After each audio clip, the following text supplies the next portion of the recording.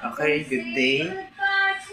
Tayo po ay gagawa po tayo ng color. So, mag-a-assemble po tayo ng light copper blonde.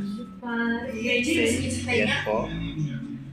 And then, chocolate brown. So, mimix po natin siya sa bowl na ito na meron kasamang balancer kasi kailangan po may balancer. Buhok po ng ating client ay meron po siyang ribbon and then kailangan siya na mayroong balancer na. So, madam, ready ka na ba sa ating transformation color? Yeah. Okay. Siya po ay si Eloisa. Galing po sa Vietnamese. Vietnamese. Ayan, ito na tayo.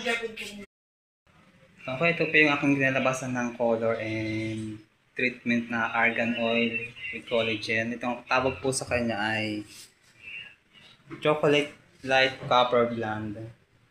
So, ayan po. Napaka-shiny pong tignan and then hindi siya katulad kanina na dry tignan.